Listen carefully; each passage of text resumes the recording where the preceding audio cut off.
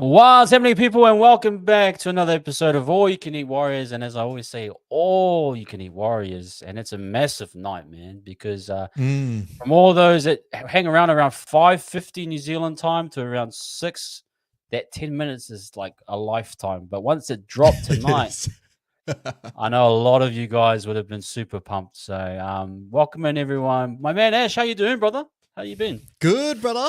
Good. Really exciting. Obviously, massive news on the team list front today and all that. News with our New South Wales Cup team as well. A couple of returning players that we're really excited for this weekend. And I'm sure we're going to get through a ton of it. And also an amazing guest we got on tonight too, my brother, which I'm really excited to have a chat about the game this weekend against the Parramatta Eels. So hopefully the boys continue on their little win streak here and, make a mean run for the 8. Absolutely, man. Yeah, a lot to talk to him. Yeah, big up everyone in the chat. Thank you guys for all coming in early, nice and early. 47 already. That must be the SJ fanboys must be popping through right and sharp. I'm one of them, baby. I'm one of them, baby. They're all back on board, which is great. And we're definitely going to get into that. But yes, guys, Paracave, the man Troy from Paracave Podcast, good dude, man, is going to be on around in about 35 minutes time, and we'll talk Eels combined 17 with him. But yeah, welcome in everyone on the chat, man. Appreciate you guys as always. Let's just get started, my friend. SJ is back in the lineup. We'll talk about it now, although we'll go through our team list later on, peeps. It's a talking point. It's been in the kind of, I suppose, the background of our season, his injury. He's commented on it, and now it looks as though he's fully fit, ready to go. Ash, what do you make of this? And how important is it for him to have a good game, but also to kind of, suppose, finish off what he's tried to start here and the chance for possibly making top 8 and finishing the season on a high. But what's your thoughts on SJ coming back, bro? Yeah, really excited, bro, because, as we keep saying, like, we've continued to say from, start to finish, like, he is, like, our best. If he's fully healthy, he's our best halfback, what we do have at the club. Just unfortunately, he's been unhealthy through this whole season due to injuries. We've had groin injuries, Achilles injuries, we've had pec injuries, we've had all that. And it just seems to be, like, the big thing of Shaunie's career. He's just, like, something that he's dealt with for majority of his career is unfortunately not getting over that injury hump. But I'm sure the boys are really excited to have him back. The big question of it overall is hopefully he's not getting rushed back due to like maybe some worrying little moments of stuff that we've had in our game. Like I think Tomate's done an amazing job there with Chanel Harris-Tavita for that little period. We've got some big notable wins with Tomate Mutton, but we're starting to obviously figure out, obviously the kicking game is the thing that we have been lacking for the last, couple of weeks, even ever since, Tomate Mutton's come into the lineup. I still believe that Tomate can grow into a decent kicker. Like we've seen players like KO Weeks at the Raiders get trained by Ricky Stewart and get his long kicking game under. Jamal Fogarty's always had a good kicking game, but his kicking game's got to a whole new level under Ricky Stewart at the Raiders too. Like we've seen players be able to add things to their boot, and I think Tomate will get there in time. But I hope we're not rushing out back SJ just because we need that part of his game. And for SJ, obviously, it's a big moment for him because obviously he wants to prove a whole lot of the doubters wrong. He's obviously came out on Instagram, spoke about, all the, people calling him out, that sort of thing. And with the podcast, you could just tell he's got a little bit of a competitive streak, as you've seen with Brooke trying to convert the 5 out of 5 from the sideline. You just see Shaunie's got that in him. So, and any man that still has that competitive streak in him, I'm sure he'll find a way to, overcome these moments here and really make us drive home to hopefully a top 8 finish, or at least try to get to that top 8 finish. So I'm sure he's going to come back firing, ready to go, focus on just getting the boys around the park. And it's good to see that him and Chanel Harris-DeVito are going to be the halves combination for me. I feel like our system works better with a dominant 7 and a second sort of foil type of 6. That's just the way everything sort of runs better with us. So yeah, really excited, bro. I'm sure that he's definitely going to be competitive enough and have that note down to really take these boys to a different level. And I'm excited to see the kicking game for the weekend because it has been something we have missed for a little period there. Not having Eshe there. What's your thoughts, bro? Yeah, it's massive news. I think it ties in with I suppose for me it's, can we get him to a good form? And from reports, I mentioned it, and someone did mention to me that's close to the club, that he was running really well, and I suppose that's a sign that he's doing better than what he's been the whole season. So I'm expecting him to have a really, really good hit out. Now, again, I don't just think it's purely, we can base all of his performance on pure injury, although that is a big factor. I think Shaun should have a great game, and I think actually yes, you're right about Tamaide in the long kicking game sense. Also, I think what's happened is that a lot of the change to Tamaide has kind of changed our offense, and people have noticed that over the past few weeks.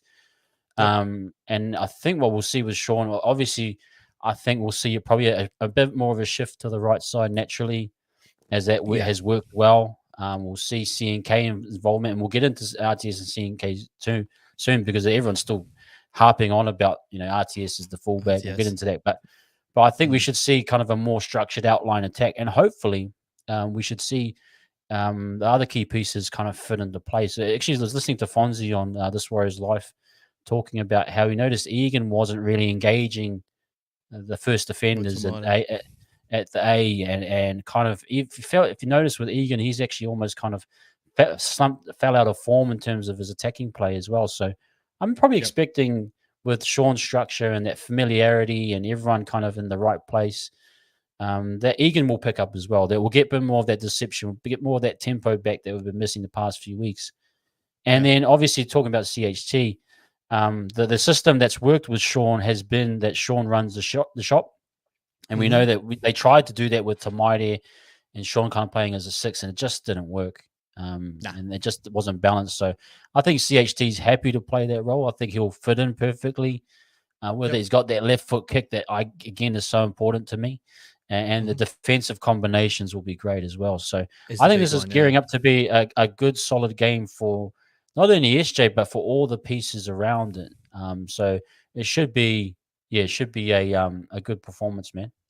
Looking forward to it, and I'm happy for Shaun. He's healthy, Yeah, it's going to be good, bro. Like the whole thought of I know, I understand a lot of people are worrying about our attack and how it looked, obviously with Tamaide Martin and Shaun Johnson there, and everyone blamed that majoritively on Shawnee at the end of that period there because we saw Tamaide run it by himself and step into a whole new set of light. Everyone was looking at him like, oh, he's the playmaker. Oh, he wasn't the problem. It was Shawnee the problem. But people don't really understand the intricacies of the way we run our shape. The way we shift left to right, depending on our dominant halfback and that. I was just explaining to a friend of mine and was just going through just how our attack sort of works. So if you notice, when we tried to make Shaun Johnson and Tamaide Martin work, we actually tried to shift Chancey from sitting on the right edge and push him down to the left edge and have Shawnee run out the back of shape, sort of adding to another fullback sort of look.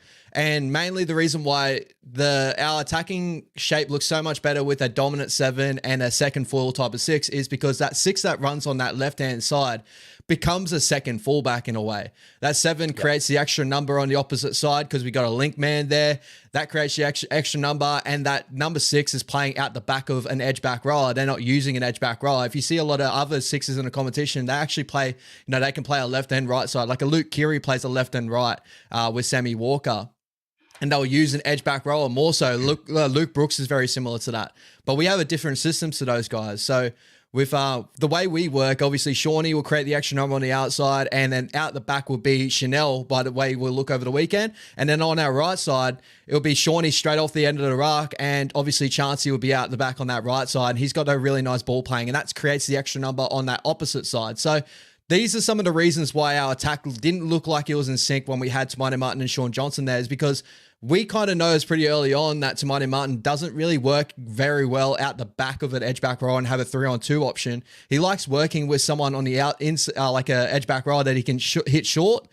He doesn't really work in those 3-on-2 options as much as what we thought he was. Even if you took a look at the Broncos tape, you broke it down really amazingly that even when they were running Broncos, him in the fullback position, he was actually running with an edge back rower outside of him on that. So they had a really deep shape there.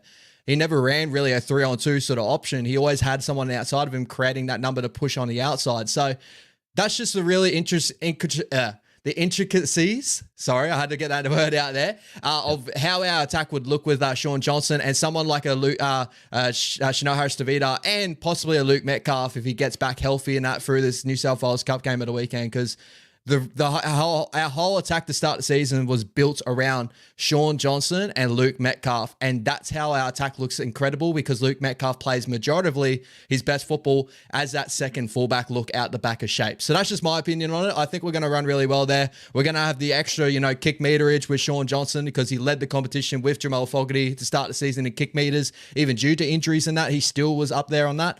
So I'm really, really excited to see us get back into that sort of form. And I hope people don't, think that we're going back to the old shape and it's going to become predictable again. I do think that a healthy Shaun Johnson will open things up a little bit more, and hopefully all the boys will start running their leads a little bit harder and all that, and really open up shape on both sides. So that's just my thoughts overall on this whole, debacle of Tamati Martin and, Shaun Johnson. But a question to you, bro, obviously, Tamati Martin's been dropped out of this lineup. He hasn't been named in Cup. Do you reckon, run him in Cup, have him a combination with Luke Metcalf and see how it goes? And then your thoughts on Tamati Martin. Is he still the guy for after Shaun Johnson to you, or what's your thoughts there? I think all the halves are up in the air after Shaun. Metcalf, even for me, has to prove it. That he's going to be the 7. I mean, you're probably going to have to play a full season of Metcalf to really know if he's that franchise, should we say, tag halfback. So that's kind of we have to wait to see that once Shaun kind of leaves, and then Metcalf, who has been signed for those 3 years, and I would imagine he would be the guy to take the team over. Yeah. For me, Tamati, and what I've seen of him, I've appreciated a lot of his defensive elements, all those little details. But I think he's ultimately a backup quarterback. He's going to be your backup, and he's in that range of half, and you have to kind of just appreciate that for what it is. So I'm kind of in the field that Metcalf will go on to carry the team and prove that he needs to prove that to have full reins. But at the same time, Tamati is a good handy backup to have until you feel as though maybe you got a Hansen or who else, Cleary, Ben Farr. If you feel those guys are exceeding him and the money option is cheaper or whatever it may be, go ahead, transition them out. I've got no problem with that. So that's kind of my thinking behind it. But I think Metcalf is that guy to take the team over. And then he's been set up that way. He's been signed for 3 years. I think he's been envisioned as the guy to do it. So looking forward to him too, man, as well, coming through. 100%, bro. 100%. Yeah. So yes, let's get into C&K over RTS. Now, this has been a massive talking point, man. Everyone after that performance from the Tigers game are craving RTS back at fullback, and I suppose it is a big talking point. I've kind of just my quick thought on it was I thought that C&K, they're probably really good at different parts of the field. So, for example, RTS is great at returns. We saw what he did. He was able to make a line break out of nothing, and it led to a try. Just tempo, momentum, defensive as well. I'll give him credit too. I think he's been a bit sharper than CNK as a defensive center fullback. Even after one game, just showed a little bit more energy to get to spots. Although Webby did say that he got his numbering wrong at times, so that's a fair shout that CNK is a bit better. But I think CNK is that better link man on the goal line end of things. We saw Roger kind of get in some 3-on-3 early ball and just a bit indecisive. I understand he's working with MGT, but he's more that running fullback. So it kind of comes back to that for me. But where do you sit, bro, in terms of the RTS CNK debate? Because it's it's still unresolved. People are like, no, we want RTS. Webby, what are you doing? And then there's the camp of, nah, CNK is the right guy. All that. Where do you sit, brother? Yeah, I sit on the whole CNK is our fullback, and RTS is just a guy that we're gonna have to either put on the wing or put in the center. Like I would say, after what I saw at fullback and that, I think he would dominate at the wing position. Like, I think that a lot of the best things he did in that game, I know he had a couple of try-saving tackles and those sort of moments there, but like a lot of the moments that I liked out of RTS in that game, the great game-breaking ability, especially off like, picking up the kick from, I think it was Lockie Galvin, or it could have been Api Coruscant, that ended up making that 40-meter break down the field, broke a couple of tackles. He can do those similar things at that winger position when we do have someone like a CNK that, I agree, like I think playmaking-wise, CNK, because he's been in our system and he's really worked on that left to right passing. He's got that, we do remember the Cowboys game, the flick out the back there. He's got a little bit more to that part of his game there. He'll still run for a good 250 as well. People forget like the amount of work that CNK actually gets through at the back. I think the difference between the two is I'd say that RTS probably has more of the ability to break a game open from out the back, as in like with his footwork, the side step that opens up, tackle break ability, like a good 40 to 50 meter break and long field sort of efforts, where I think CNK is like very much like a Dylan Edwards, just a workhorse, just bang, bang, bang. He'll just keep coming. RTS will do that exact same thing, but with a little bit less of the playmaking ability. And I still also would say, like, I know that he had a really good defensive game over the weekend, but we've seen CNK have some incredible defensive moments with us as well. Like we do forget, I think it was the start of last year where he held up, Kalen Ponga, like close on the line. Like he's had some big moments for us in our, like that number one jersey. So he's still my number one fullback, CNK. And I'm definitely swinging around all the way to RTS being our winger to run out to the rest of the season. Seeing the ability as what he has, so kick returns and just the work rate he'll probably be able to get through and in that winger position. I think that that's definitely the best road for course for us for the run home. I really do think. I think that's the best sort of lineup we can run out there with, especially how Ali Leatoa is actually playing for us in first grade at the moment. I'm really excited to see more development out of him, or even Graham Telfer as well. So yeah, that's just my thoughts, bro. I think that's really the way I sit on it. Is I think CNK is our best fullback for the squad that we have on paper. If it didn't have like the squad we had on paper, RTS would probably lead CNK, but what we built is through with CNK, and then we can add those little pieces of RTS out the wing, in my opinion. No, it's actually funny because I think a lot of what's troubled CNK is just some dip in form. Probably the energy.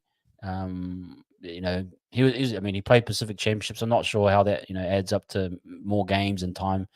Less preseason could be. Who knows? But I'm just talking about, and just general energy from him has been lacking a little bit. I say that in the sense that the defense was leaking line breaks for days. I think the defense has kind of sorted itself out, and we'll get into that. But I think in his own standards, he probably hasn't had the best season. A lot of drop balls this year, a lot of misreads, being in the wrong place at the wrong time. And in fact, he's had to overcommit sometimes defensively to help out a weak defensive line. So I give him a break at times on those types of things. But at the same time, I think he's the right fit for SJ. And again, I'll go back to that SJ structure and what we'll probably see him back and involved in. His link play with Shaun should be a big factor in terms of getting our boys the open tries that we're so used to, based on that line speed, the spacing, and calling it. And I'm hoping a bit of time off for all these guys maybe has just helped them kind of get switched on, have a bit of a break from the game. I'm sure SJ, you can just see mentally that it's been a bit of a drain this season, and maybe those 4 or 5 weeks away is just what they need to kind of go on this last bit of run. And maybe it's something similar for CNK. So probably another good game for CNK, I feel, just for everyone to be aware of. But I think Roger can just be as pivotal in that Mm. wing position, finishing. Defensively, I think his work at centre should help him on the wing as well. I Yep. felt he's a very active defensive centre, and Yep. hopefully working with Leatoa. I think Leatoa's got a good balance to his game, Yeah. and hopefully those two can partner each other well. But we should see maybe at times where, you know, our defense is doing so well that RTS can push back and they have a back three to receive a long kick and he catches it on the full and you might get a line break. Or at the end of the day, it doesn't really fully matter to me. But the key is goal line attack. Who's the best guy and who's the best guy to work with SJ? It's definitely for me CNK. So Mm. that's why I'm banking on CNK having a good rest of the season, bro. Yeah, see, man, like I feel like CNK is starting to get really back into that underrated category because, like, I know a lot of people will say he's probably not had his best year, and I feel like a lot of that has actually just come down to due to injury. Because whenever I've seen him out Yep. there on the field, I think he's been absolutely incredible for us. And like majority of our games, I'd probably say only one game that he was subpar for his standards, but like his standards that he's setting for us out back are really hard for other fullbacks to contend with. If you look at everyone else on the market, like I know Taintu Apiki is really good that we have in there. He's a young, fresher blood that we get to see, and he's the future.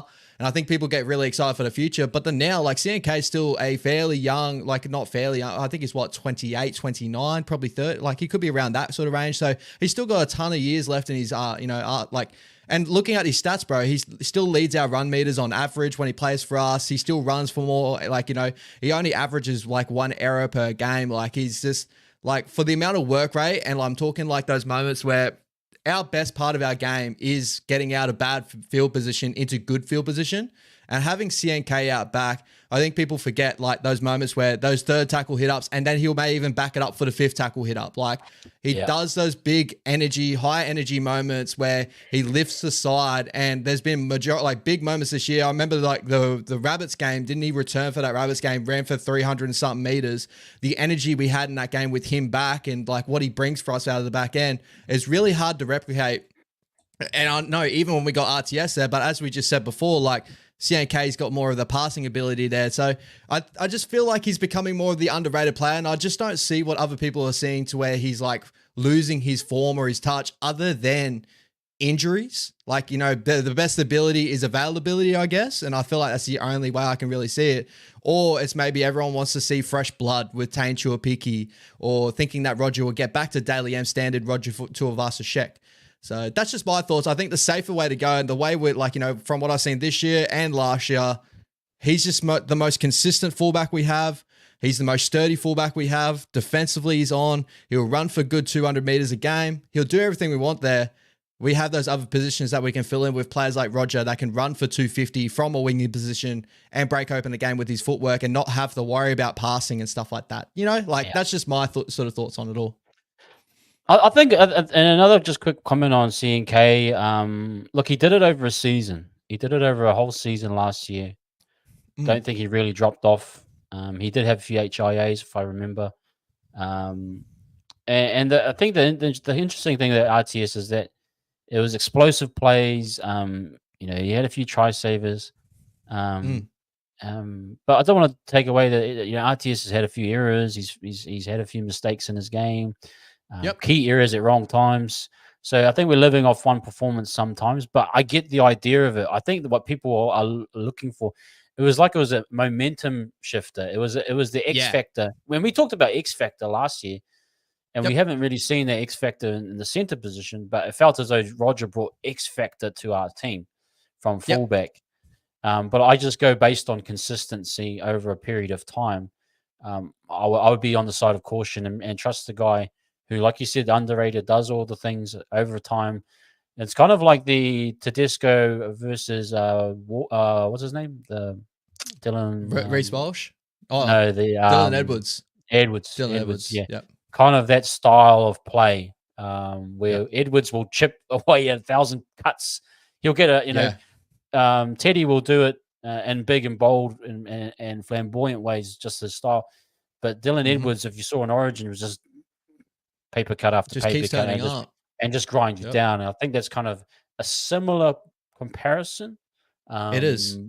Into terms of the style of a fullback. And there's a few different styles. We've talked about the smaller fullback. We've talked about the different style fullbacks out there.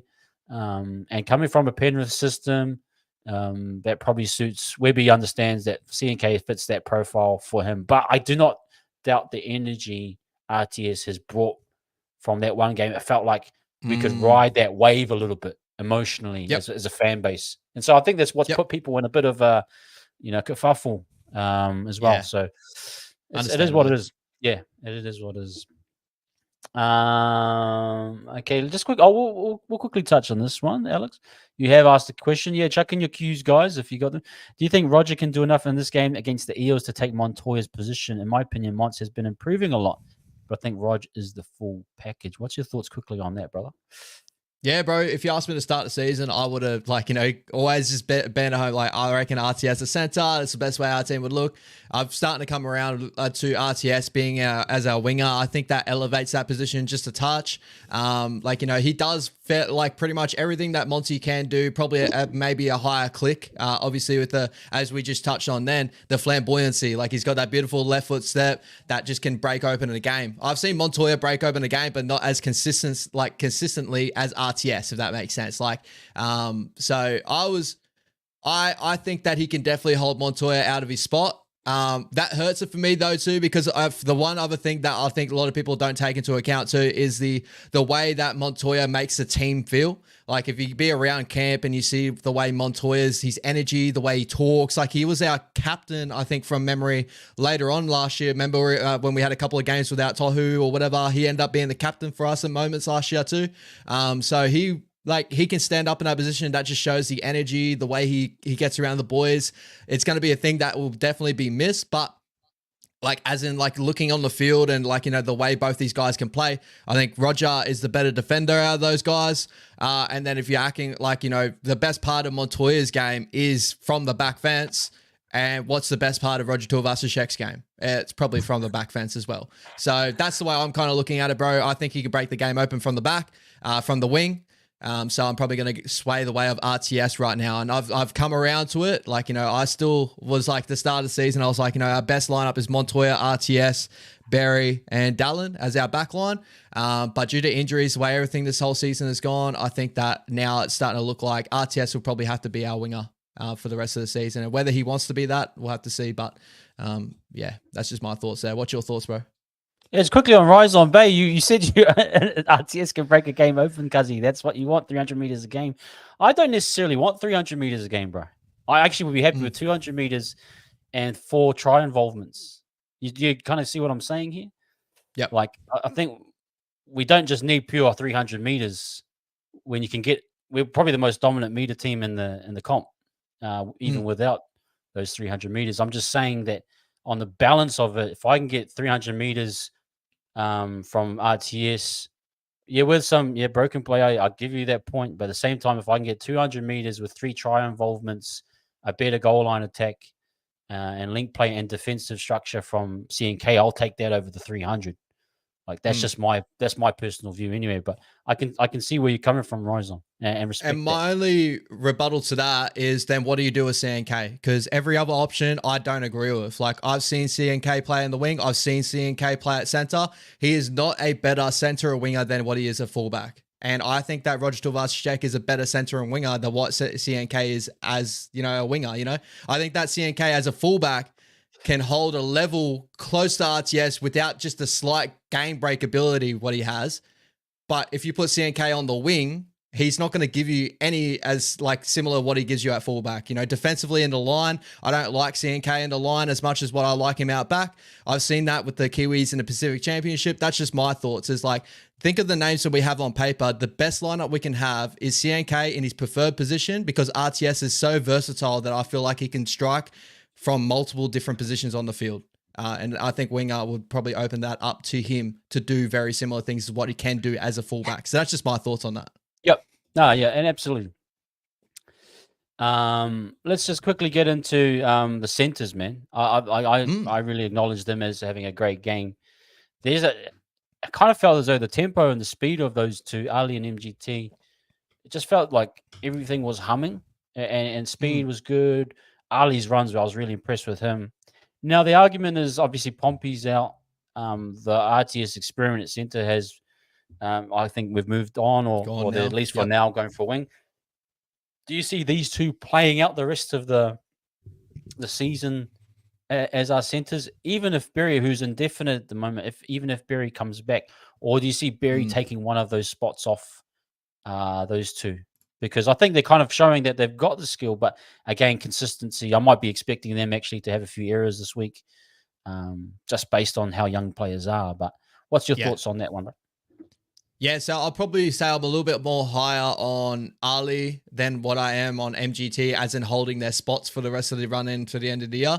If Berry ends up getting back healthy and ready to go, I think he takes MGT's spot, in my opinion. I prefer Rocco over MGT, and I think MGT is incredible. Like, he's got potential as well to be a really good center for us. But I think Rocco has just like got that little bit of an added step on him, in my opinion. I think defensively he's got that little bit on him, but attacking wise, I think MGT's got a little bit about him there too. So that's really 50-50 sort of look there. I can understand a lot of people wanting him to stay there, but on the opposite side, I don't see Bompy pushing out Ali if Ali plays to his potential, what he is right now. I think that towards the end, like when we run through the end of the season, I do think that these two, if Rocco doesn't come back, will probably run out for the rest of the season, unless Bompy comes back and ready to go. The sneaky one is Montoya. We've seen Montoya play center before.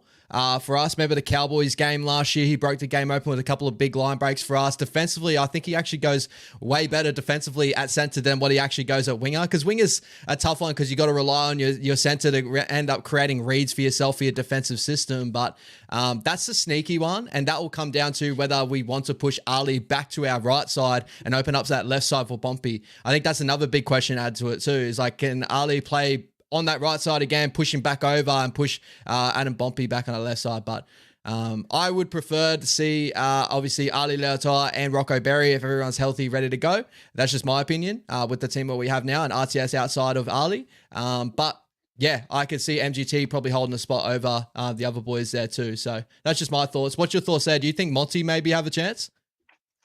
I think so. I mean, again, it just comes back to troops and who's injured and who's not. I think ultimately you'll kind of just come back to that. But he's shown. I remember that game with him and Kossi. I thought he was solid.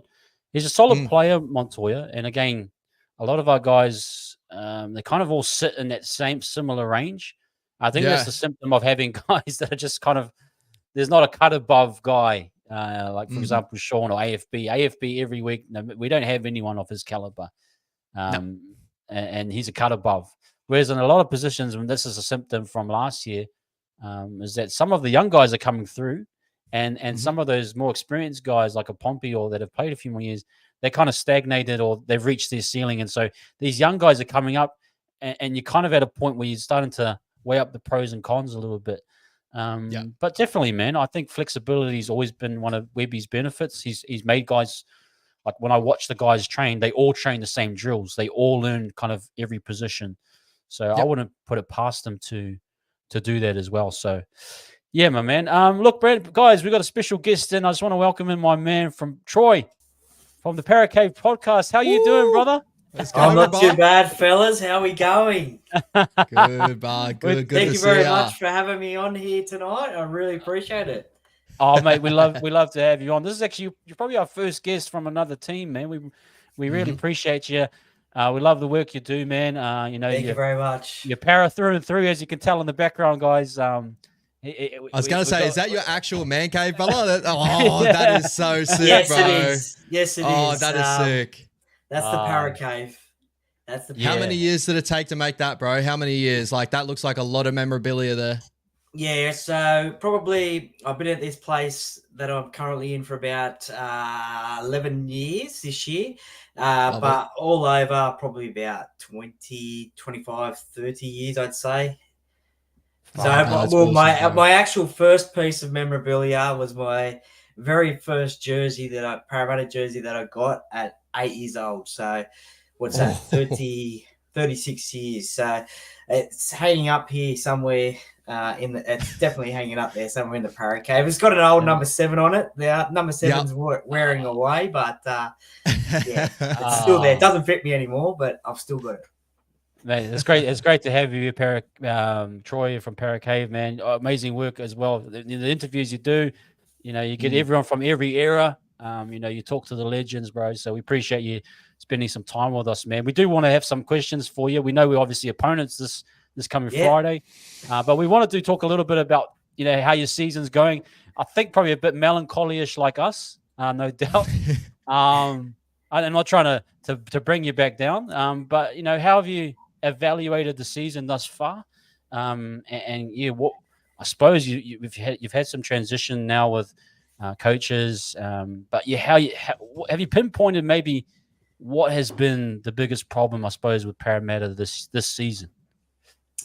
Well, to start off by saying it's been a terrible year, absolute terrible year. And as a supporter, I think that it's been my worst year of supporting Parramatta, just with everything that's going on and the position on the ladder and the like. But look, it started off not too bad. I think we were 2 from 3, and then Mitchell got injured, unfortunately. So he was out for 10 weeks. Gutho also got injured in that period as well. Brad Arthur got sacked after Magic Round. So that caused a massive dramas between the playing group and management a little bit, because a lot of them were fans of Brad. Personally, I wouldn't have done it at that time. I would have done it, waited till the end of the season just to see how results would have went.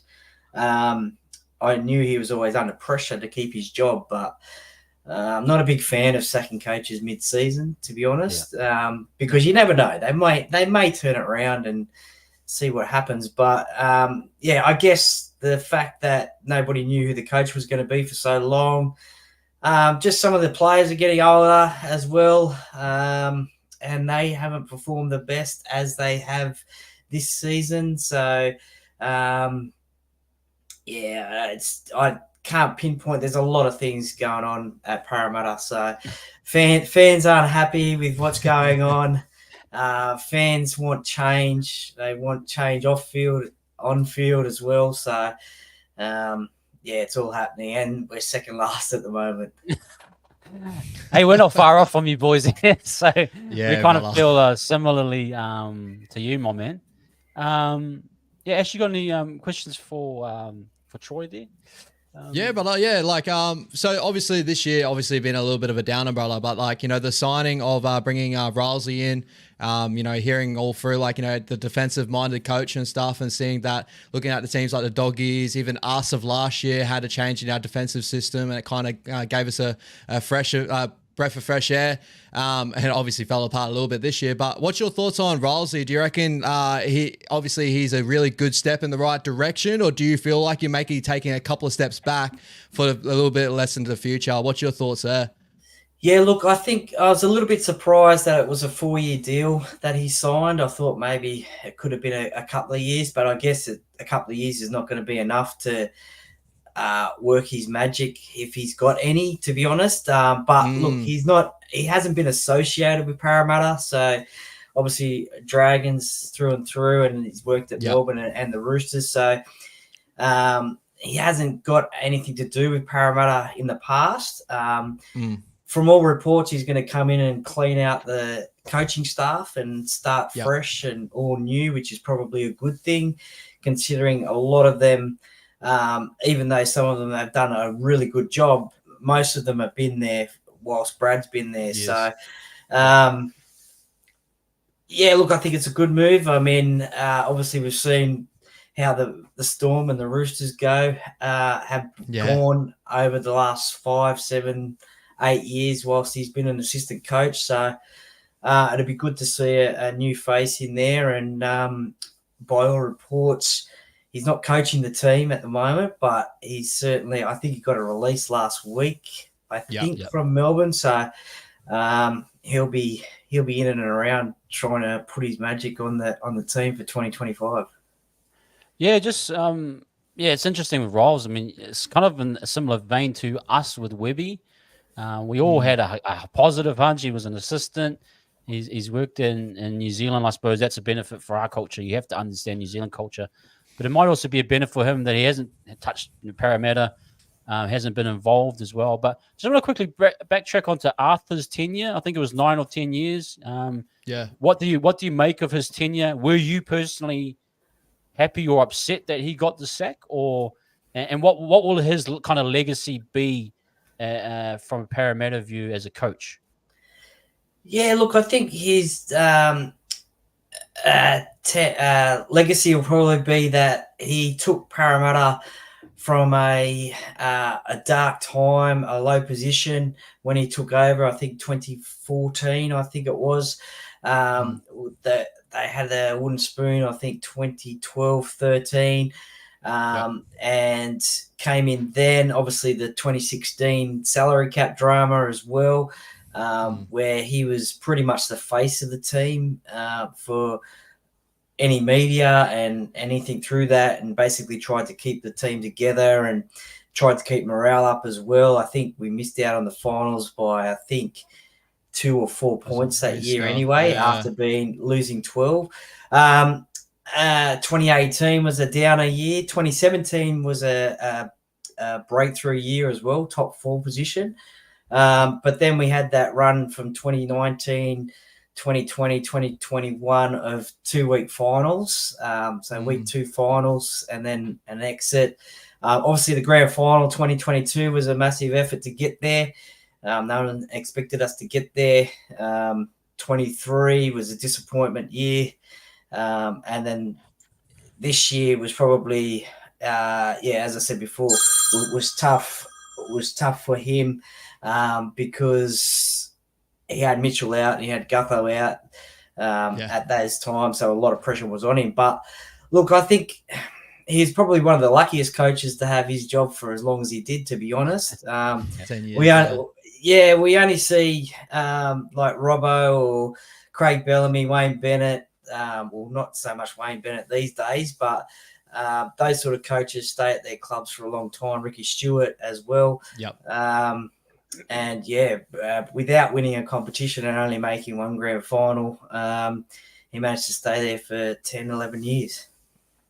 Do you when you look at your side, bro, like right now, I know it's a little bit of a downer. You had a lot of injuries and that have really hampered you through the season. A player that I love to death, Jermaine Hopgood, like he had a lot of energy to start the year, then been dealing with back issues, and now he's had to succumb to those. And obviously, Gutho's been in and out of your lineup, then you had Moses in and out of your lineup, that sort of stuff. But is there any shining lights that you think that could change this into a quick turnaround? So any like young players that you're looking at the moment that you're like, all right, this is going to be the change around, hopefully quickly with Rylesy? Or are you expecting sort of the long sort of approach where just piece by piece, he's going to keep bringing some people together and hopefully develop some young juniors? I know you lost a couple of young ones, but your thoughts on any like little bright sparks or, shining lights through this season coming into next? Yeah, well, I mean, obviously the big one is Blaise Talangi, isn't it? I mean, hopefully we can keep him. He's off contract next year, I think. So a lot of clubs after him, probably most notable the Dragons, I think. I've heard the Panthers as well. I don't know how they're going to get him. But see, the thing is, too, there's a package deal for him and his brother. So they're managed by the same manager. But probably him. He is one. We saw one a couple of weeks ago, Charlie Geimer make his debut at Parramatta, and that was he actually played better than the rest of the team, I think, on debut. So unfortunately, he's injured for the rest of the year. Who else? Well, I mean, Dan Kerr last week as well made his debut against Melbourne Storm. He played pretty solid for a debutant as well. So there is a few there. It looks like Matt Arthur's going to Newcastle, so it would have been good for him to stay. As you mentioned before, Ethan Sanders is going to Canberra. So that's disappointing. I mean, we've had a few young guns injured this year as well. Will Penasini's brother, Richard, he was out for the year. Good. Arthur Miller-Stevens as well. He made his NRL debut last year.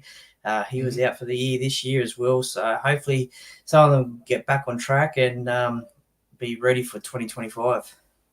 Yeah, man. No, absolutely. I mean, hey, you guys got a few young. We got a few young guns as well, and it's just nice to see them come through. And you kind of want to manage their minutes and get them some opportunities in first grade. I just want to quickly touch on, I suppose, kind of one of the travesties of that run with Arthurs was it the 2021 season where the Penrith trainer, was on the field. Yeah, that was a tough one. That was because I felt that was the moment for Para to ascend, and eventually, I thought maybe win their grand final. But what did you make of that at that time and the impact it's had on the club? Yeah, look, that was during the COVID years, wasn't it? So I think that semi-final was played up the Sunshine Coast. I think there was a Sunny Coast. Yeah. So it was a long way away, but there was a couple of moments in that game actually that sort of went Panthers' way. I think Mitchell Moses got held back from a chase or a kick through. And then the one that you mentioned there, the trainer stopping. I think he stopped the game, didn't he? He stopped the game. Yeah. I think Parramatta were on a roll on. You were on a roll. You guys were on a roll. And I think there was like 2 points in the game at that point. So, that was a hard one to watch. And I actually think that the players potentially could have used that game as motivation for 2022. And not to get back into that space as well. So I think that game really drove them for 2022. One that haunts me, it doesn't really haunt me, but do you remember the one in 2001 when it was the first time the Warriors made the finals? We came up against Para and you guys pumped us like 50-4 or something. It was ridiculous. Do you remember that one? Parramatta Stadium. Jamie Lyon, he was on fire that day. You killed us. Yeah, and I don't think even I think even Hindy didn't even play that day. I think he was out that day. 2001, that was a season that got away from us, but certainly they were on fire that year, and especially that game against the Warriors at Parramatta Stadium. Mate, I remember because we beat Melbourne the week before, and it was a draw, and we just got in. And I was thinking, oh, mate, this is awesome. I can't wait. And then we come up against Para and we just got pumped.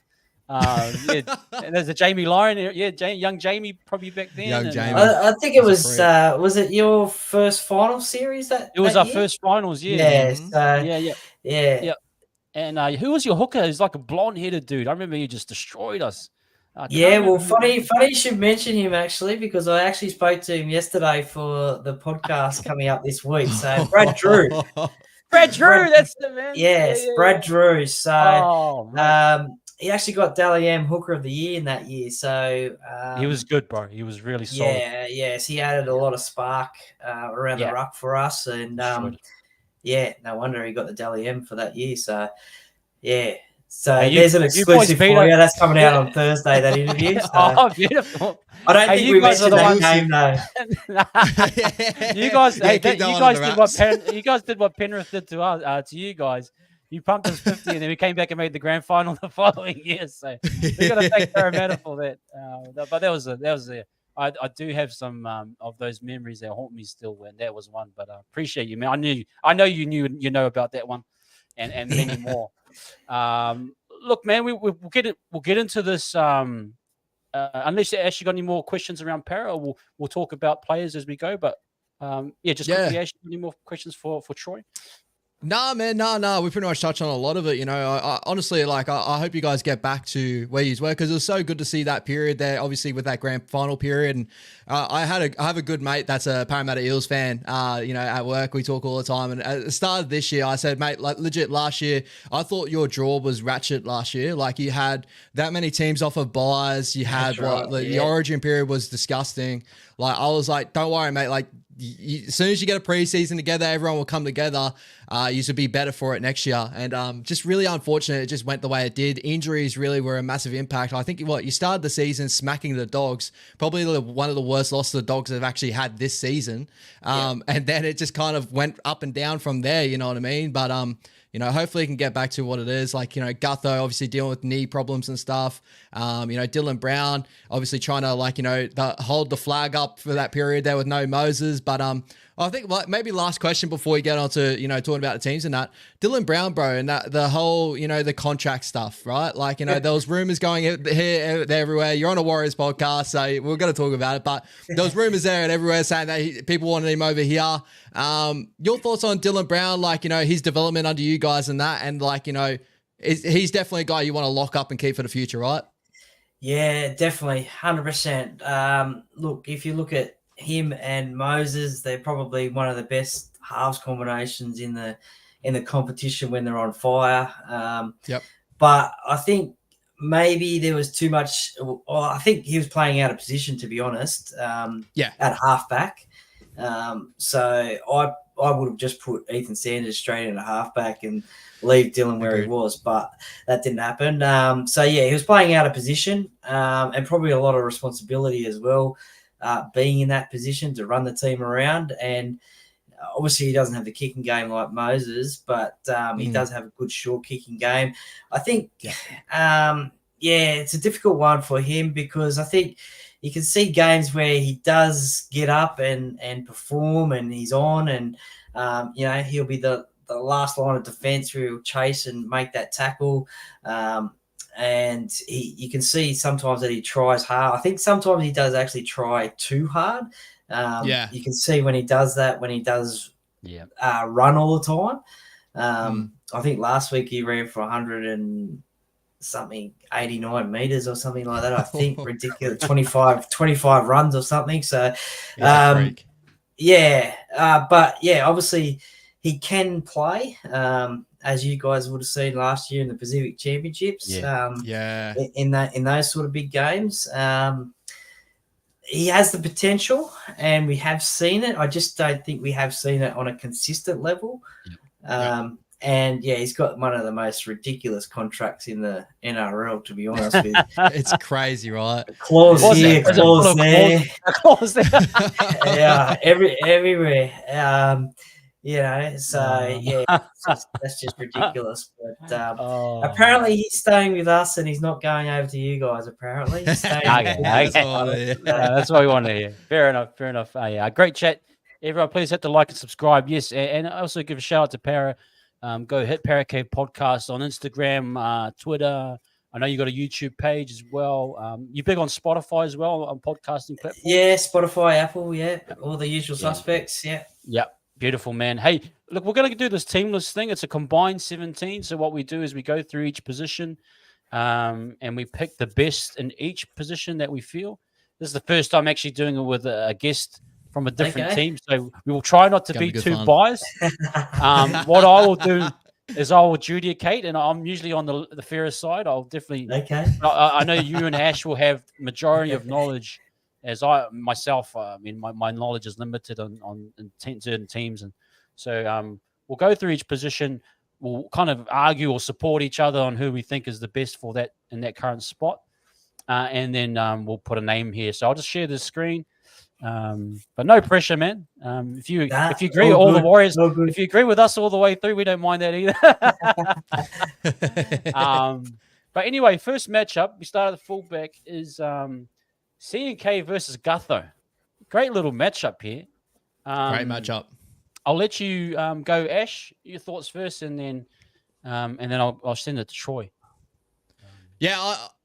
Listen, like if this was, I would say, a couple of years ago or last year, I would probably sway the way of Clint Gutherson. I think like injuries have started to slow him down a little bit, and I could say the same thing. Chancey's injury season as well, had 12 games this season, probably hasn't, to a lot of people performed to what his level probably could have been this season too. But I'm looking at run meters, the work rate out of the back end of Chancey, the way he slicks, he has the playmaking out the back. I'm going to sway the way of Chancey, only just. But again, as I said, if this was a couple of years ago, I would go all the way on Clint Gutherson. I was really, really high on Clint. I still think he's really, really underrated. I think his positioning game is like really underrated. I feel like he's one of the best, fullbacks in the competition for kick positioning. He always gets to a kick, gets it on the full.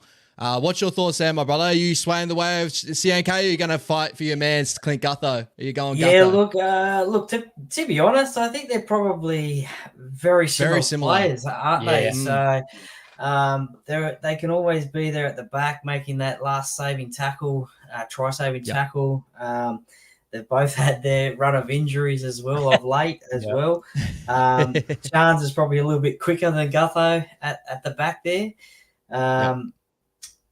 Yeah, look, I'll have to stick with Gutho, I think. I probably only just, but for his experience, I guess. Both of them have played in a grand final. Yeah, I'll go with Gutho. Only just. Only just.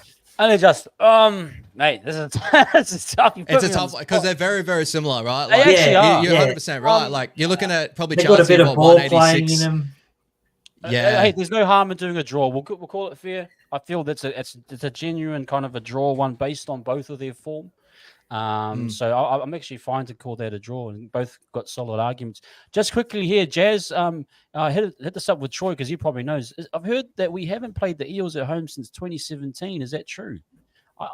Look, I think that could be about right, to be honest. It's been a long time. It has been a long time. There was a period there where before that, obviously 2017, that I think it was about round 1 or 2 that we used to play all the time over in New Zealand. But that could possibly be right. I'm not 100%, but it sounds right. Yeah, I'd say so too. I feel like there's been ages since we've played Para at home. You usually go away and play them most times. So yeah, I'd say that's probably correct. Okay, my man, right wing. So our right wing is Dallin. Who's on your right wing? Is that Tungall? Jake Tungall? Yeah. So I think he's only 3. This will be his 3rd game, I think, in first grade. Okay, fourth game. Yep. Check that to you, Ash. Who you got there in the right wing? Yeah, I just got to go Dal, bro. I feel like, Dal is probably a top 10 winger in the competition right now. Jakey's still just getting into the competition, as I said, about 3 games or so. Definitely got potential. He's probably a little bit more of a late bloomer comparatively to his younger brother. But, he's definitely a sturdy winger for the Eels to have as a backup winger. But if I'm going out too, I'm sure Parramatta would love to get Dallin Waitenis-Lesniak at the back of Mitchell Moses there on your right wing. So I'm going to go Dallin Waitenis-Lesniak, brother. Farah, what have you got there, man? Yeah, look, this probably would be no surprise, but I'd have to go Dallin. He's a great finisher, as we've seen some of his great tries in the corners there, his great leaps. Jake's only young. He's into his career, 4th game, as I said. But, he could turn into potentially a good player. A lot of people have said that wing isn't his position. Probably centre is his position as well, like his brother. But, I'll have to go Dallin, I think. Plus, Dallin's got the haircut as well. It's beautiful, right? Yeah. Imagine if his haircut with your beard. That would be just Viking Jericho. That'd be insane. Yeah. Get all the ladies, that one. Yeah, we're getting all the women. Okay, we'll go right centre here. I think it's Penasini. Is that right? He's usually on the right. Yep. Versus MGT. I'll start with you, Troy. Who have you got in your right centre? Yeah, well, I don't know about Moala Graham Taufa, so he'd have to probably tell me a little bit about him, to be honest. But I'd have to go Will, to be honest, one of my favourite players. Hasn't probably had the best of games the last few weeks. Made a few little errors. Has scored a try, I think, against the Titans a few weeks ago. But can play really well, is developing into a good footballer. Hasn't had the best of years that he would think that he would have had. So, but I love Will. So he's one of my favourite Eels. So I'd have to say Will, to be honest. Yeah, I'm agreeing, bro. I'm agreeing, Troy. Will Penasini is incredible. I do believe at such a young age, he's 20, right? He's 20, 21 from memory. He's very, very, he come in through 21. He's 21, bro. Yeah, so much potential under him, and he's just growing into such a great centre. He's going to be one of the best centres in the game, probably for a long period there. I'd probably put it up there at the moment, probably top 10 to top 5, or be pushing around that sort of range at the moment, even with his development right now. So I'll definitely take him off your hands right now if you want to give him to the Warriors. Graham Talfa, still young, bro, still young into his career. Definitely a nice big body, good running game, good defensive game, but I think Will Penasini is just a step ahead on pretty much above all levels over Graham Talfa. So go Will Penasini.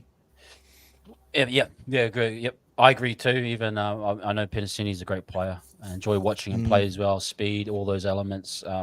Okay, Leotoa versus Blaze Talangi. This is a That's big good one. it's a good little matchup here. I'll check this one at you, Ash. Where do you sit on these two specifically? Yeah. I'll fight it with one big thing is I think at the center position, I would choose Ali only because like Ali has like pretty much he's a center personified. Like he's there, big body, nice fan. He likes to create space on the outside, does all those things really well. Blaze is like can play at the 6 really well, can play fullback. I prefer looking at Blaze Talangi at fullback. I watched him a lot in Cup at fullback, and I just thought this guy's just got all the talent in the world. So as a fullback, I would have Blaze Talangi around about, but as a center, I swayed away of Ali Leotoa just due to his size, his defensive work. He probably is just a touch above Blaze, but like if we're going on like footy potential, Blaze is probably like, you know, as the fullback and he's going to turn into such a great player. So as a centre, bro, I'm swaying way of Ali Leotoa. Troy, what do you reckon, bro? Are we on the same wavelength there? I know Blaze has got a lot of potential. Yeah, well, they're both sort of inexperienced players, aren't they? They haven't played that much first grade. So they're probably on a little bit of both the same level, I guess. But I guess with all the clubs chasing Blaze, he does have that potential. I think centre is probably his position, and I think it's probably his better position, his best position. And I mean, there's talk about him replacing Gutho at fullback, but I'm not too sure about that. But yeah, he's got speed. He can score tries. His defense does need a little bit of work on, but he is getting there. I mean, just the way he ran over Turbo many weeks ago, that was just unbelievable. To tell you, I'd have to go Blaze. Okay. He reminds me. Blaze reminds me so much of a Dylan Brown. Like he really does. He moves so much like him. When they ran the 6 and 7 combination of him and Dylan Brown, it looked like it was just a mirror image on both sides of the field. So I like that. I just like this one's really tough, bro, because I really do think it's like closer to like if we're looking on player potential, I'll probably say Blaze, but we're looking on center potential, I'll go Ali. That's just my sort of thoughts, but could go either way. Okay, it could go either way. I'm going to give it to Para. We're going to give it to our guest. We're not going to be this biased Warriors, you know. But I actually see value in both of them. Different styles, really. Well, Blaze the speed. I've seen the tries he's put on. But in this situation, I think they're both very young. I'm just going to give Blaze a little bit of credit. He has played probably a few more games. 100%. With a little bit more X factor. But I agree on the points. You and Perry even mentioned it, the defensive elements. So, but still, just currently for two young fellas, I'll give it to Blaze there. And then we've got Roger Tuivasa-Sheck versus Shaun Russell. Perry, you're laughing there. What's your call there, mate? Well, there's no real comparison, is there, at the moment? Like, it's just straight to Roger RTS, isn't it? Just type it in. Joy. What is the read on Russell though? Like, where has he reached the? Do you know? Have you got a good read on him as a player? Is he a future star, or is he kind of just a journeyman, or is he lackluster? What's your read on Russell? Yeah, I'm not too sure, to be honest. I think maybe, look, we all know that when players suffer serious injuries, they struggle to come back the best that they can. He won last year against Gold Coast. But he has been playing a lot of centre of late, and not so much on the wing. When he first came into first grade, he was a winger. Look, he could have potential. But unfortunately, he can make a mistake or two. And then, I mean, you got Roger Tuivasa-Sheck, so Dally M winner. Is he a winger or a fullback? But you got to accommodate in the side stuff. So, great player, Roger. Great to have him back in rugby league. That's for sure. Yeah, 100%. Great point there. Same there, Ash. I imagine. Echo the exact same points, my brother. But with Shaun Russell, bro, I like his efforts. He always seems to be a player that puts everything out on the football field. I remember a game, I think it was at the preseason game, he went back and forth with AKP, and then I think that even happened during the season against the Titans again, like they did seem to have that little bit of a rivalry, trying to put shots on each other, and he came back for it. I just love to see that out of a winger. Really unfortunate, Hayes Dunster has been injured as well, so both those boys were definitely fighting out for that position there. But lastly, before we jump on the wingers here, Micah Sivo, would you rather have like these young boys in there over Micah at the moment, the way Micah's playing, or would you rather have a big Fijian on your wing for the future there? Well, same as Shaun Russell. I think he's struggling when he come back from his knee injuries as well. So he hasn't been the same sort of player as he was in 2019. But look, Zach Lomax is coming next year. I'd leave him. I'd leave him on the wing, to be honest. Nice. He made Origin from the wing, and he's playing the best footy on the wing. So leave him on the wing. Yeah, agreed. Yeah, agreed. Okay, my man Para, what we do is we pick the best two halves. So we take out position out of. It doesn't have to be a halfback or a 5'8", just your best two halves. So you got the option of Chanel Harris-Davidas, Shaun Johnson, Dylan Brown, and Dejan Arce. So who out of those four would you pick to make up your halves combo? Well, it's pretty easy, isn't it? You'd have Dylan at 5'8" and Shaun Johnson at halfback. I'm sure. That'd be beautiful. Love it. I'm sure you Warriors fans would love to see that in the future one day, but it's not going to happen. No, hopefully too not, much money. You'd have to have those two together, I'd say. Yeah, you have the same agreed, mindset. Yep, cool. Yep, that would be a great halves pairing, and especially Shaun in his prime. The Brown, oh mate, just be and the handsomeness, the beauty of these two guys. Oh. Tamari Martin, CHT, Shaun Johnson, and Dylan Brown, mate. Those four walk into a club. Will be a lot of talk on NRL 360 about different cases coming up, man. We better stay away from that, mate. Yeah. We'll stay away from that talk. But no, I totally agree. Okay, now the best two props as well. So you got the options of I'll start off with Ash on this one. You got AFB, Mitch Barnett, RCG, and Whittam Greg. Who are your two best from that for that one there? So I'll put Adam Fanua-Blake on the board. I think that we could probably agree there. And the other one, I would go Mitch Barnett for the 2 seasons, what he's had now, what he's showcasing for us. I think he's definitely in contention for winning out, maybe one of like the Dally M, middle positions, or even, wherever we were sort of sitting. I believe that he should be up in contention because he's been the most consistent player for us all season. He's been our leader, pretty much our captain throughout this whole season when everything's gone wrong. But RCG is the one that I would have fairly close to those boys there too, which would have made it tough. But for me, I'd go Adam Fanua-Blake and Mitch Barnett. What do you reckon, Troy? Yeah, I'd probably have to agree, unfortunately. As a Para fan, look, Mitch Barnett went unreal this year, made Origin, played unreal in that game as well.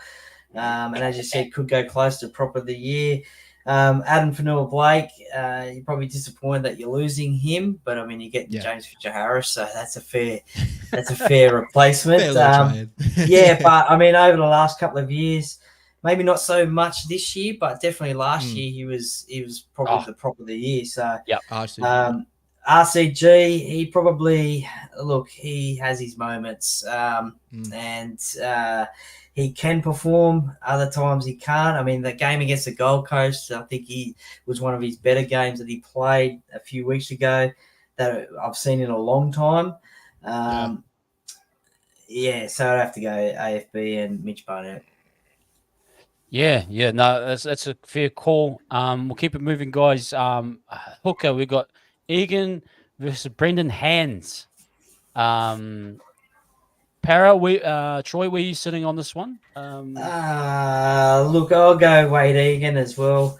Last year we saw him play pretty well. This year he's been a little bit up and down. A few injuries as well, but I'd just go Wade Egan on that one. Brendan Hands, still trying to work him out. I don't know whether he's a half, 5'8", or a hooker. So he goes all right. He's a tackling machine, like many other hooker is. But I'll go Wade Egan. Okay, cool. Ash, similar mindset. Yeah, agreed there, bro. Yeah, Brendan Hand's still fairly young. He's still trying to figure out first grade at the moment. But out of probably the hookers that you have, like obviously by the looks of it, you might be losing Matt Arthur, and that probably I would say the guy to hold onto that spot until maybe a signing comes through. But yeah, I think Wade Egan for me, my bro. Okay. Okay, we're going to go to the left edge. So we've got Catewell on our left edge. Is it Sean Lane for you guys, your left edge? Yep. Yeah. I'll check that to you, Ash. Your thoughts, Capewell or Sean Lane? I think let's try something different here, bro, because I wanna give our Paraman some an opportunity here. Let's go combined edge back rollers. So out of the four that we have on paper there, let's go a left and a right, because I believe both these guys could probably play left and right. I would get Murata Niakorte and Bryce Cartwright. I like what Bryce has. Bryce got that little bit of strike ability with the flick pass out the back and that, but he's added to that the grind into his game. Like he's got that defensive down. He's more consistent than what he has been throughout his whole career under the Parramatta Eels now. So I would go Murata Niakorte and obviously Bryce Cartwright. Okay. Look, 100% agree with you on that one. I think Murata playing against his old club this weekend, so that's always interesting. Yeah, definitely. And as you said, Bryce has probably stepped it up a little bit this year as well, and can create a try. We saw him create a try last week with that flick pass on the short side. So 100% agree with those selections. Just quickly on Murata, Parrot, what was the overall view from the fan base about Murata's tenure, and what was your guys' rating of him? Did you rate him highly, and what parts of his game, I suppose, was his strengths at Para?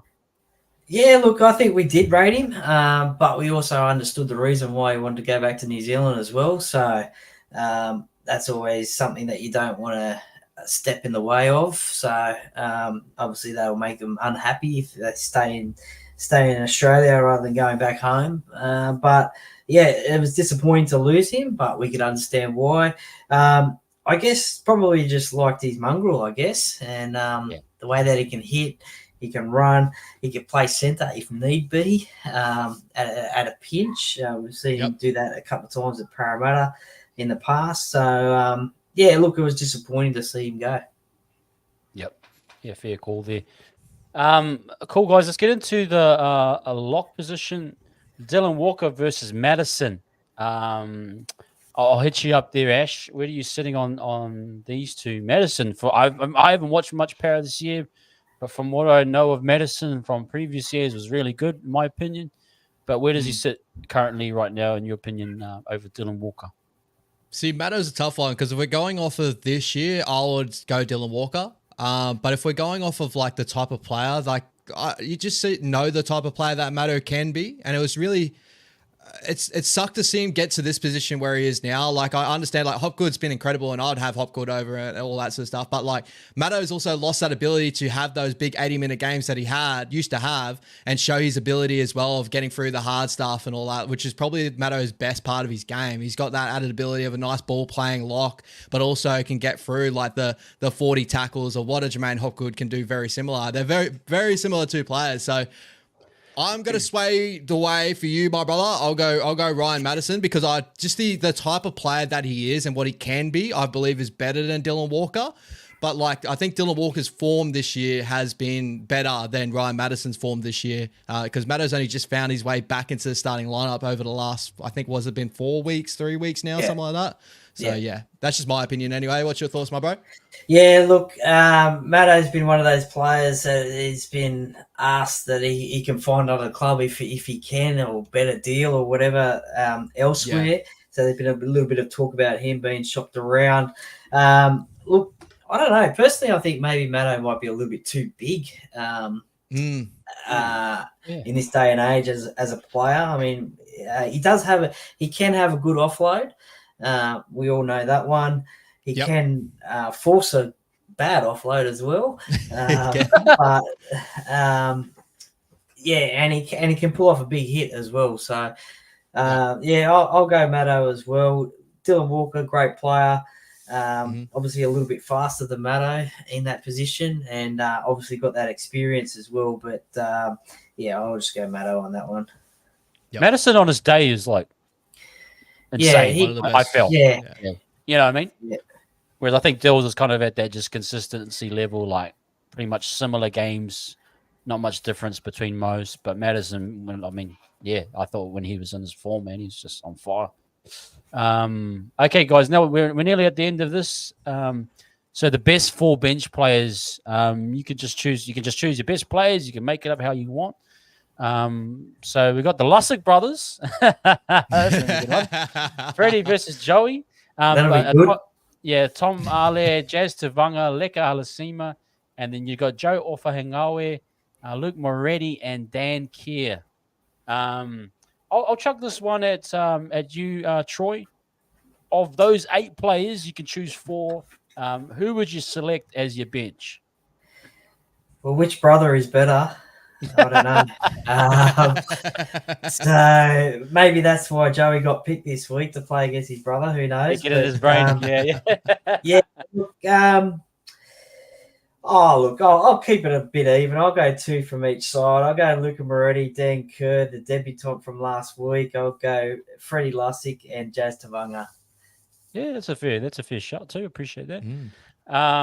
Ash, where would you go, man?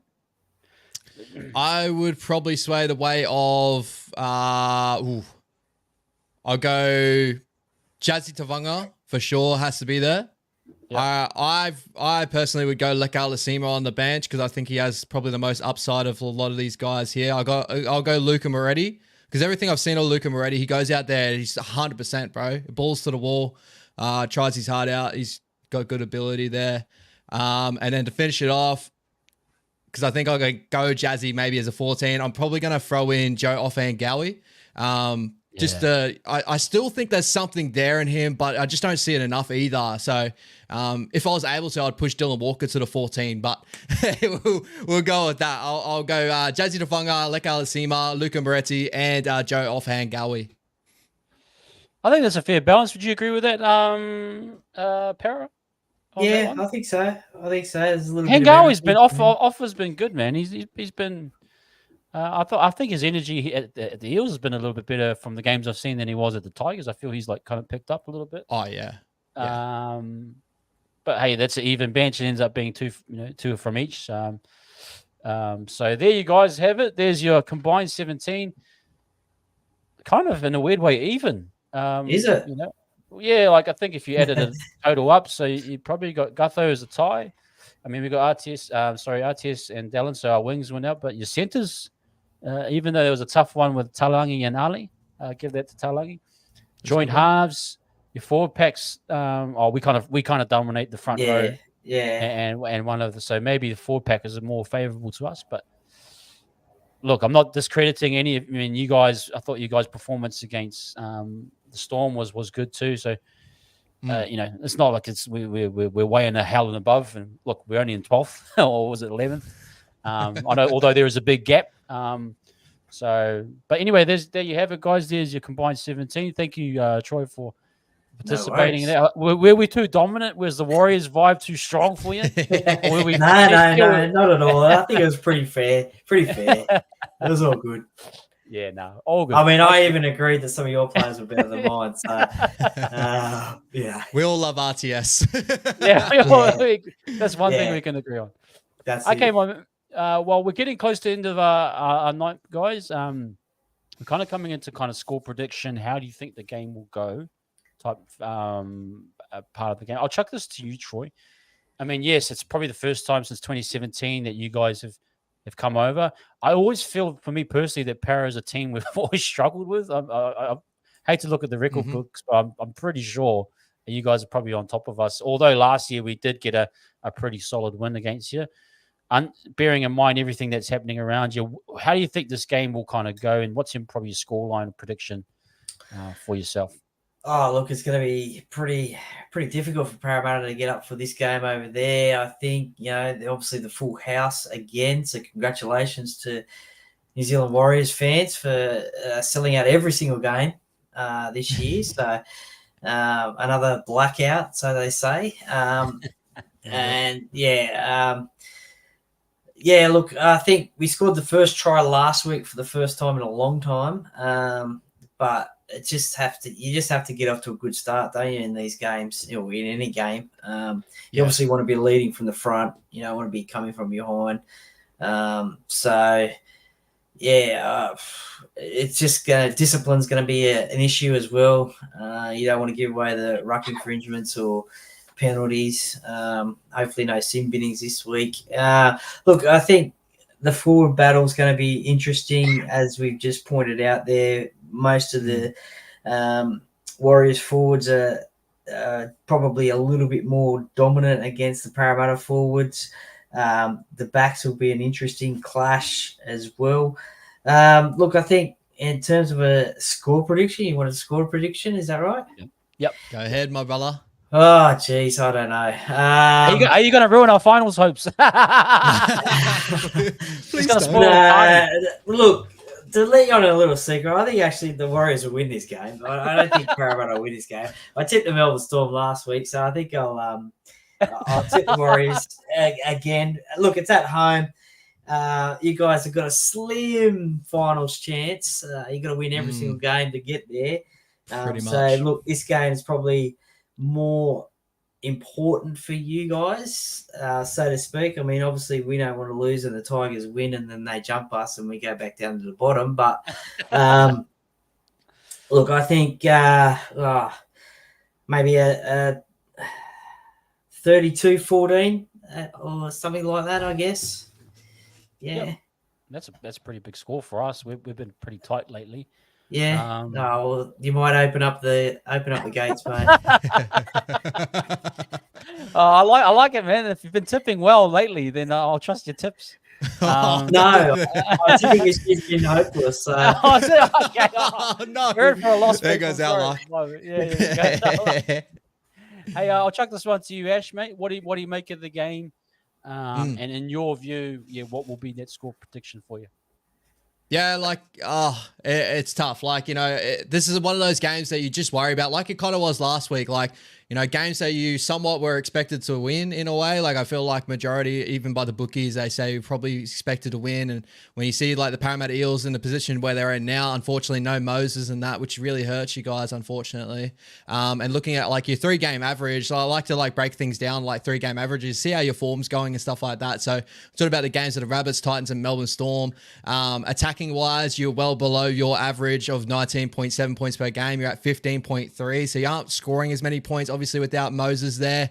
And then looking at conceding, you're the second last team, second worst team defensively in the competition right now, unfortunately, which is, it's not good to see. And then within the last 3 games, you've actually gotten a little bit worse. It's only 0.1 of a percentage worse than your last 3 games. So when I look at the weaknesses of Para, coming into it as a Warriors fan, obviously you guys concede the most line breaks in the competition right now, which is really unfortunate with you guys. And I feel like there's just individuals switching off in moments and middles not tying in. There's been a couple of moments where as soon as players cut back on the inside, your middles aren't working hard enough to tie in those gaps from your edge back rollers. So those are the moments where I think that we can hopefully strike with some back rollers like Marata Niakorte getting turned back under from Shawnee, or having Curdy Capewell off his left foot and just dancing around the way he does. And then looking at our last 3 games, so we've we are holding about 20.6 points per game scoring, and we're getting better defensively ever so slightly at 16.3 points per game. So we're still slightly a top 8 defense, which is, we're trying to hold on to that after the year that we've had and getting 60 point ISO by the Gold Coast Titans. So for me, bro, I'm looking at this. I'm probably going to say I think it's actually going to be a close game. I think Para are going to come over and give us something, because we seem to struggle at games where we're somewhat supposed to win. We're trying to turn the engine over. We're doing it all season. So I'm going for about a 24-16 game. The magic number, as we've been saying this season, hopefully if you get over that 24-point mark, you should come home with the victory in this competition with a good defense, and hopefully we can turn to that side. And as I said, but seeing your stats scoring wise, around that 16-point range seems to be where you guys are at the moment. But That's where I'm kind of seeing it. But some strengths to you guys though is you're a good offloading side, as you probably know. Offloads off at the back. But we've been a fairly good side at trying to limit offloads. But we saw at the end of last year we struggle with second phase footy sometimes. So when the ball starts to swing around everywhere, I see our defensive systems start to break down a little bit. So that's where I think you can crack us. When you got Dylan Brown playing off the cuff is when you guys are really, really hard to stop. So, but that's where I'm seeing it, bro. 24-16 around that sort of range. Yeah, very tight one. Yeah, very cool.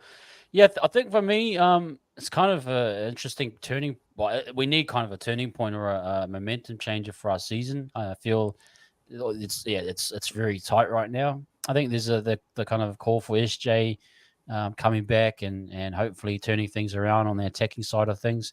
I think this is probably the best back five we've had in a while, barring maybe say Rocco Berry. This probably seems the most balanced in terms of speed, yardage. Our defense has improved as well, so I think we should hold to that mark. But in a weird way, I've just got a vibe that this might be a blowout, but only from the sense that we need it to kind of pick our season up. So I'm going around 40-12. I'm going out on a limb. Okay. I'm not trying to be disrespectful to you, and I'll probably be wrong. Oh, look, no, doesn't worry me. That may very well happen. We've had a few 40-point games. Probably the argument to that is you still got quality on the field, and it'd have to be a really dominant forward game for us. But I just feel for our club, where our fans are dying out for something that feels a bit more solid and consistent. Wouldn't be surprised if it is tight, but I just got this weird feeling like this is the turning point where things can turn around. But hey, I have to bring you back on the podcast if you pump us. Look,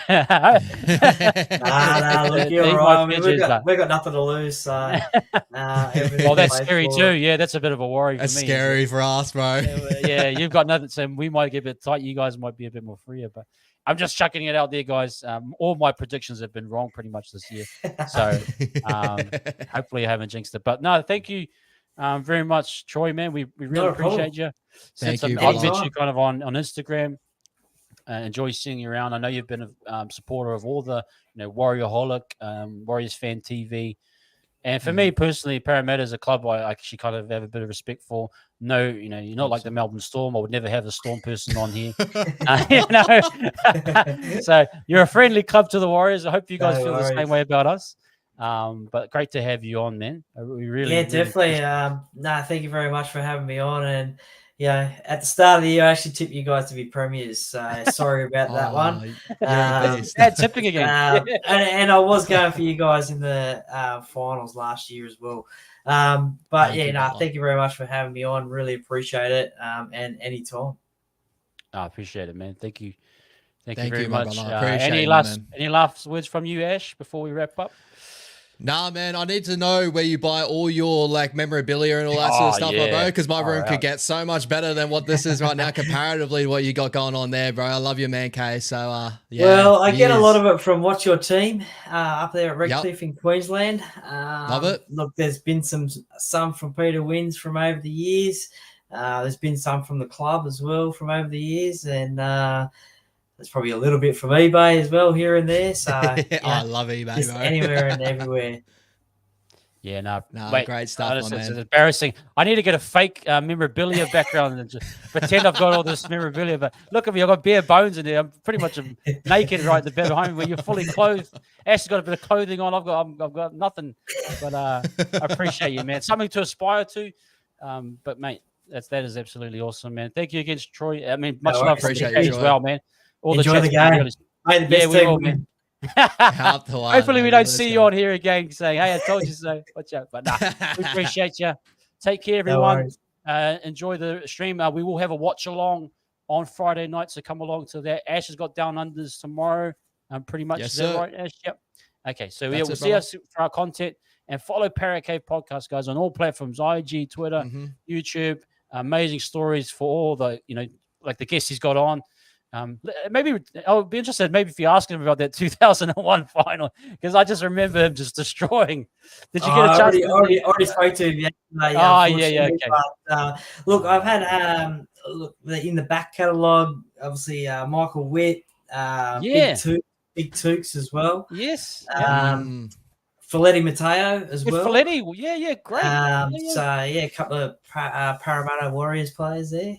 Yeah, Christian hopefully Inu? Dylan Brown one soon. No, he's over in England, but maybe one day. Yeah, Christian would be a good one. Christian Dylan would be Brown, when he dope. comes, you can talk to him when he's. Oh, you That's drop it kidding, home. man. Nah, I'm just joking. Nah, awesome, man. But yeah, give him a follow, guys. Thanks again, guys. We'll wrap it up there. Stay safe. Up the Waz. Up the Up the Eels. Waz. As Go well. Up the Eels. Go Para. We'll see you later. Peace.